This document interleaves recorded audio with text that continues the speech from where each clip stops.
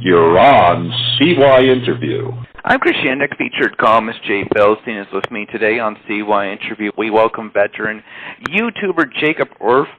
For many years, Jacob has been giving his feedback on his YouTube channel of all the current event topics in Las Vegas on Jacob's Life in Las Vegas. Jacob, thanks for being with us on CYInterview today. How are you?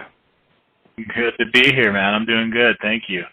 You're welcome. Well, just to begin with, what I really like about your channel is you take from a lot of different news sources and you kind of bring it all together to give people a total view of what's going on currently in Las Vegas.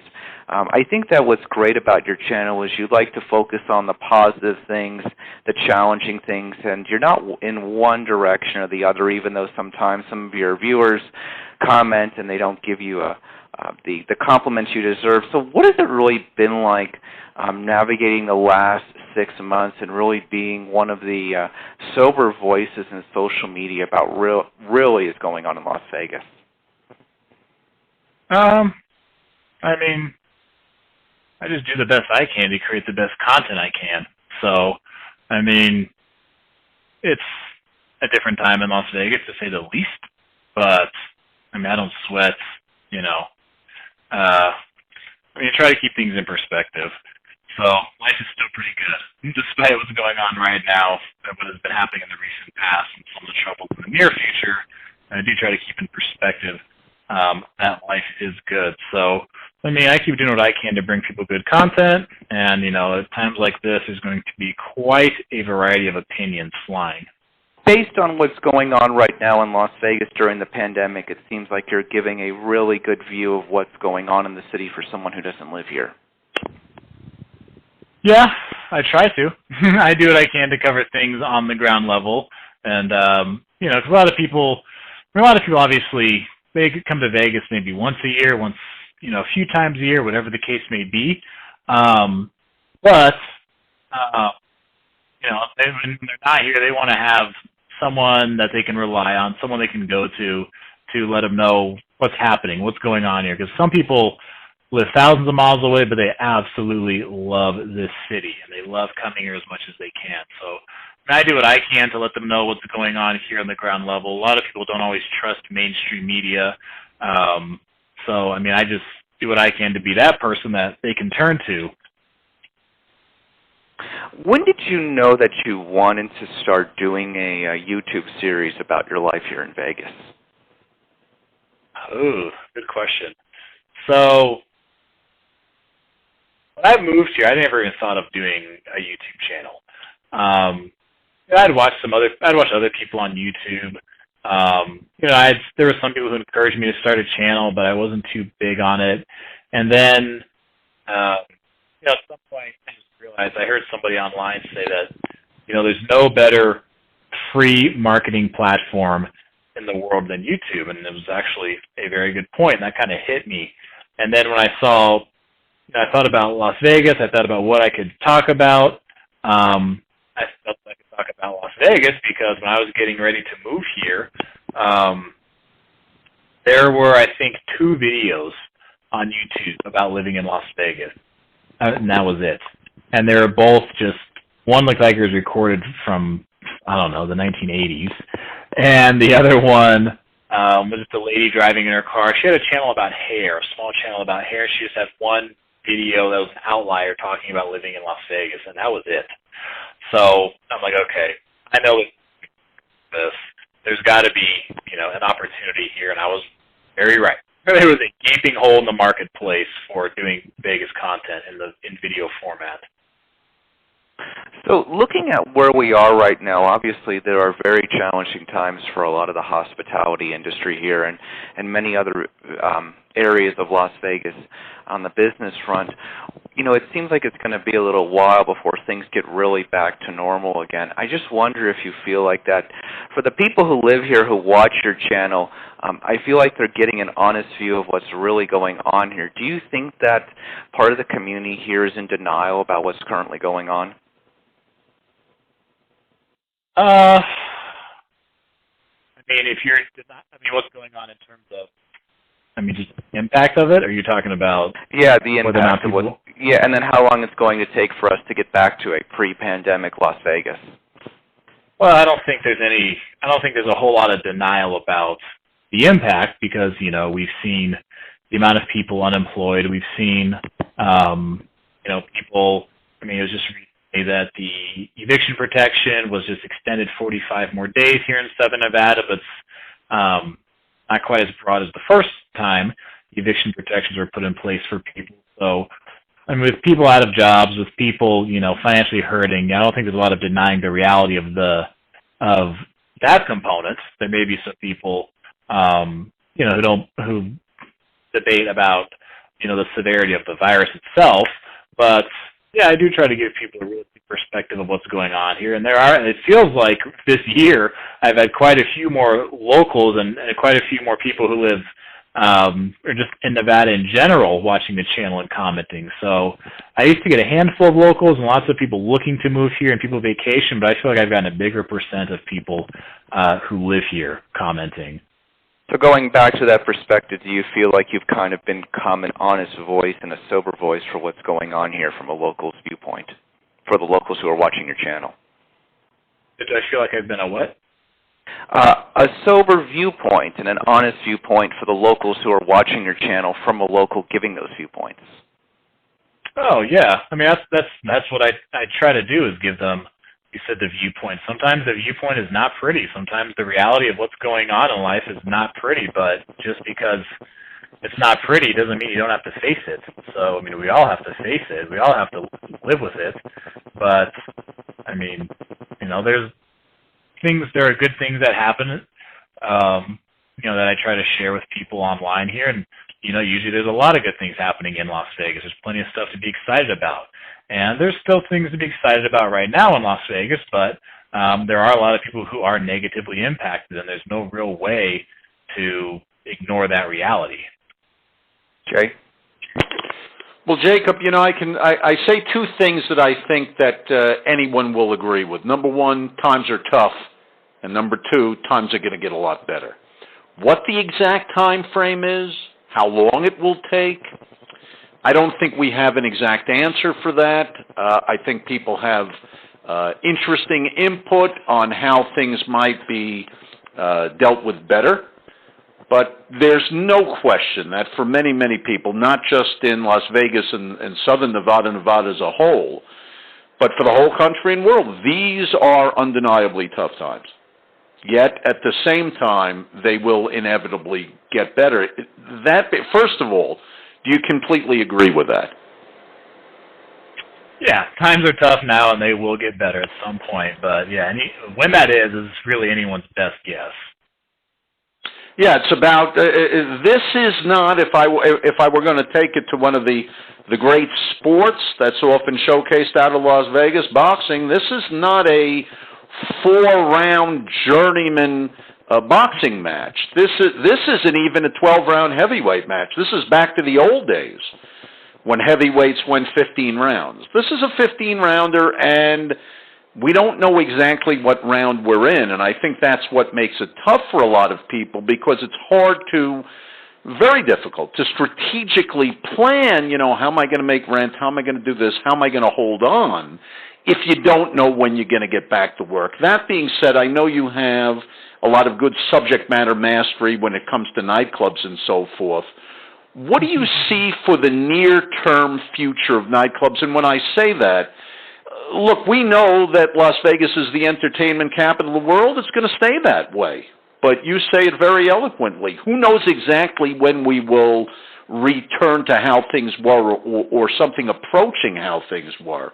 That being said, in the coming months, do you foresee a certain segment of the nightclub business going by the wayside? Off-strip nightclubs, gentlemen's clubs, and so forth. What do you see in the next, let's say 6 months? So when it comes to the club industry, obviously they've been hit incredibly hard as well.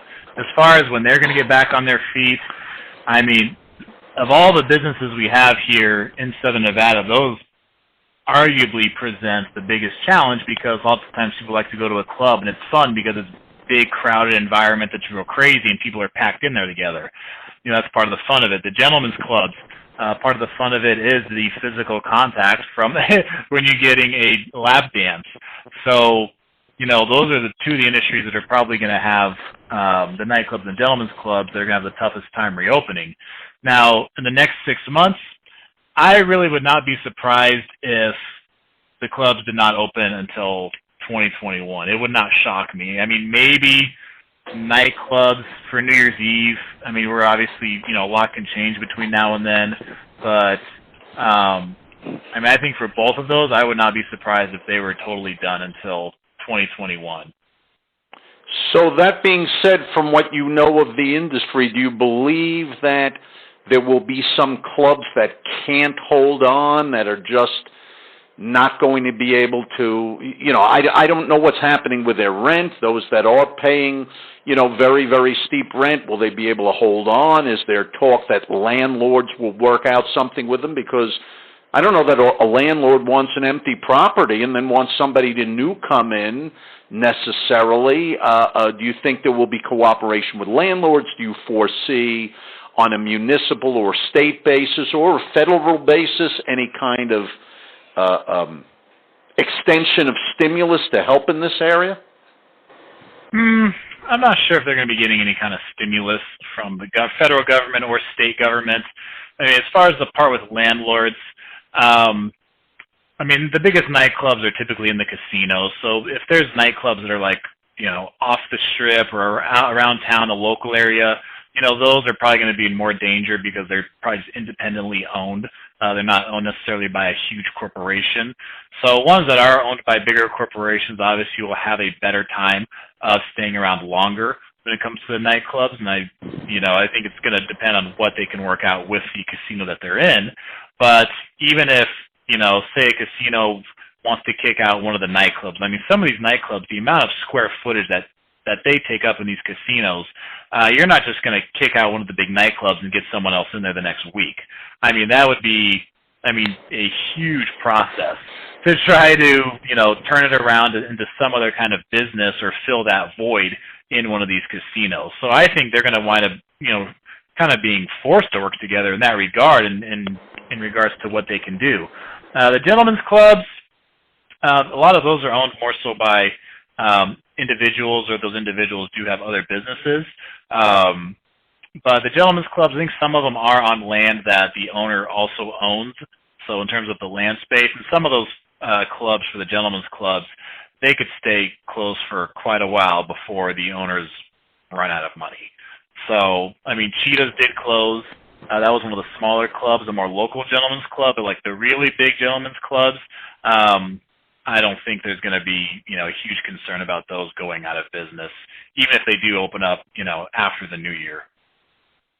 Do you foresee a consolidation in the casino industry? In other words, do you think some of the smaller casinos, some of the casinos with less kind of large corporate backing, or that are part of a large amalgamation of casinos, do you think some of those are vulnerable and we may see a contraction in the industry, that when we do eventually come back, we will come back, but there will be some resorts that are closed? There could be some. I think, Tropicana is the one that I hear the most about when it comes to being for sale or being bought or things like that, because they, I believe they're independently owned. So, as far as MGM, Caesars, those huge ones, Las Vegas Sands, Wynn Resorts, those huge ones, they're going to be, I think, okay. Phil Ruffin owns Circus now as well as Treasure Island. A lot of these corporations, a lot of these, big names, Sheldon Adelson is the richest man in Nevada. So a lot of these names you're hearing, they have enough money that they can stay afloat for a while. So, I could see maybe some smaller ones around town if they're independently owned being hurt, but those are ones that, I think most tourists, aren't even going to know or maybe pay much attention to. So as far as the big players we're familiar with on Fremont and on the Strip, I think they'll remain, intact for the most part. So I think that's a good perspective, but it inexorably leads to the next question, which is, That doesn't mean all the employees will be brought back. It doesn't mean all the employees will be able to last until that point in time. And we've got all kinds of magnificent entertainers. And, of course, we've got the personnel in the nightclubs and people in casinos that are not back yet fully to work in many cases. How much longer do you think certain folks can hold out, and what do you see or what do you hear of their plans?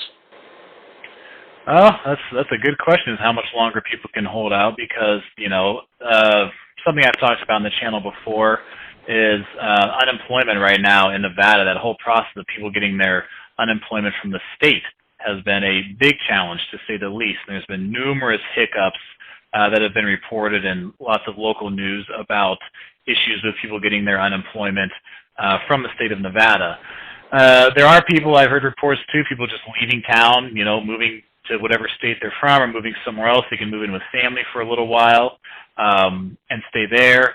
I know Las Vegas Sands, they've chosen to extend employee pay and benefits, I believe it's till the end of October. I think you're right. I thought that was pretty big, quite frankly. Exactly. No, that's huge for them, especially when it costs them, over $12 million a day to stay open.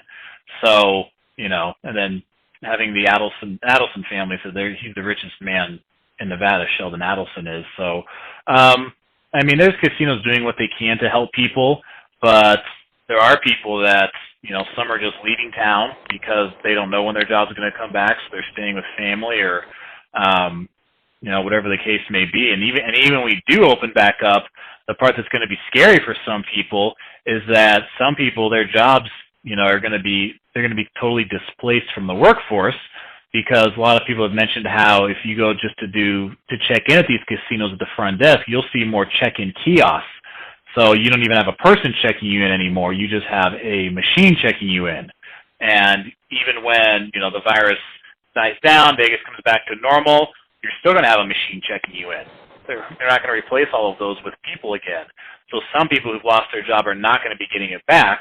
And I think, some people know that, and they've already planned to go other places or, find work somewhere else, or maybe even in another state.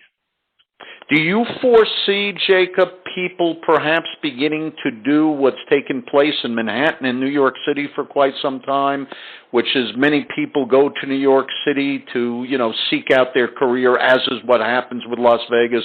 Plenty of people in New York City who are not originally from New York. I think that's very true of Las Vegas. A lot of people, especially less established people, will live in an apartment, a one-bedroom apartment, with one or two roommates. They'll take the living room, they'll make the living room a sleeping area, they may put a bunk bed into the bedroom and so forth. Do you foresee that perhaps some people will say no? I see the long-term value in staying in Las Vegas. I know we're going to stay the entertainment capital of the world. I'm going to stick it out. What I'm just going to do is find a way to lower my economic footprint and get my financial house tighter by perhaps, going and getting a couple of roommates or bringing in a couple of roommates in my home and living, as tight as possibly to wait out until the day when everything is back full stream. I think there's going to be people, of course, who choose, there's people who are going to fall in either category. And I would say people who have either been here in Vegas for a long time or they've had their work career for a long time, whether it's in a casino or whether it's something else in that regard, because like when MGM laid off 18,000 employees just about a week or so ago, they did say as they were, reopening and going to start bringing more employees back, that employees were not going to lose their seniority. So if you're one of the more senior employees at one of these properties, you're at a point where you get to choose, you get to be on the best shifts, where you get to make the most money in terms of tips, whether that's a doorman, whether that's a bartender, or whatever the case may be. You're not going to be so quick to leave that situation, even if times are tough right now, because at some point things are going to get better and, your life will go back to normal. If you're somebody who's either not been here that long, or maybe, you feel like your job is not going to come back, like maybe you are somebody at the front desk who you know now that, a robot's going to be checking people in and not you anymore, then I think people like that in those positions are going to be more likely to, like I said, move in with relatives either here locally or in another state, and I think they're going to be much more prone to, you know, going somewhere else or just coming up with a different plan versus saying, hey, I'll hang in there until things get better. Well, Jacob, I think you put a great cap on that, and I think you're right, and hopefully things will be back on track sooner rather than later. Again, that's probably the part of this that's most vexing, because I think people can plan better when we know an exact date. We don't have that. Things are tough, but things will get better. But I believe people like yourself who have positive media outlets and bring folks honest information and are honest brokers of the truth do a great service to Las Vegas and the Southern Nevada community. So for that, I thank you. And we hope you come back with us here on CYInterview. Chris? Check out Jacob's channel, Jacob's Life in Vegas, on YouTube. So for YouTuber Jacob Orth, featured columnist Jay Bilstein, and CYInterview, I'm Chris Shinnick.